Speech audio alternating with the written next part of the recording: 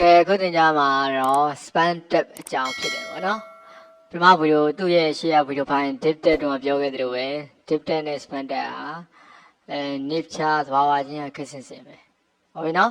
ဒါပေမဲ့အသုံးပြုပုံချင်းကတော့နည်းနည်းခွာခြားတာပေါ့နော်ဒီက div tab ကသူကဒီ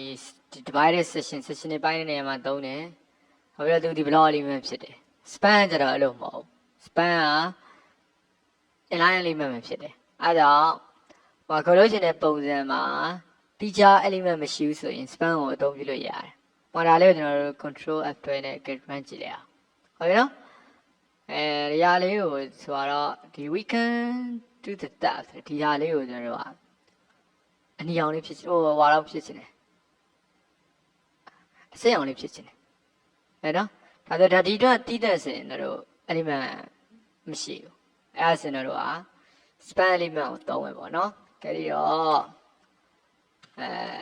တို့လည်းကျွန်တော် class letter ပဲသုံးလိုက်မယ်နော် dot bottom ဒါနာမည်တစ်ခုပေးလိုက်တာပါနော်နာမည်တစ်ခုပေးလိုက်တာ okay အဲ့ဒါပြီးရင်ဒါ color သတ်မှတ်မယ် color သတ်မှတ်ပြီးသူ့ကို green ပေါ့နော်စိမ်းအောင်သုံးပြလိုက်မယ်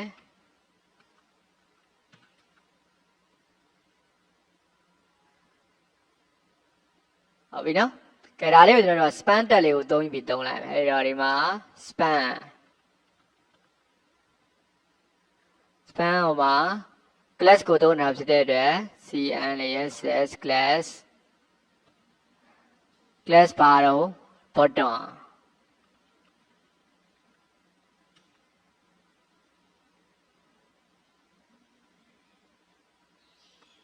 ပြီးရင်ဒါလေးကိုပြန်ပိတ် very ဆုံးနေတာတော့ can do the tab ထိဆုံးနေတာနော် tab ထိကိုစင်းအောင်နဲ့ပြတယ်အဲဒီပြန်ပိတ်လိုက် span နဲ့ပြန်ပိတ်လိုက် okay အဲဒီအောင်ယူလိုက်ရင်သူ့ရဲ့အစကိုပါဒီမှာပြပေးတယ်ဟုတ်ပြီနော်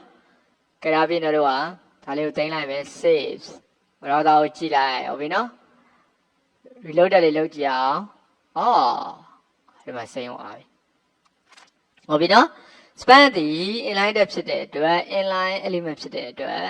ဒီ inline မှာပဲသူဒီဓာတ်တွေအားလုံးဘေးကိုဆင်းသွားတာတွေအထက်ကိုဒီဟာသူ့ရှေ့ရတယ်ပေါ်တက်သူ့ကားတွေဘေးဆင်းအောက်ဆင်းစတဲ့ block လိုမျိုးသူကမလုပ်ဘူးဟုတ်နော် inline ထဲမှာပဲရှိတယ်အဲ့တော့ကိုကဒီလိုမျိုး group တွေကို word group တွေကိုပေါ့နော်စကလုံး group တွေကိုကိုသုံးပြချင်တဲ့အခါမှာသူတို့တည်တဲ့ element တွေမရှိဘူးဆိုရင် span ကိုအသုံးပြုလို့ရတယ်ဟုတ်ပြီနော်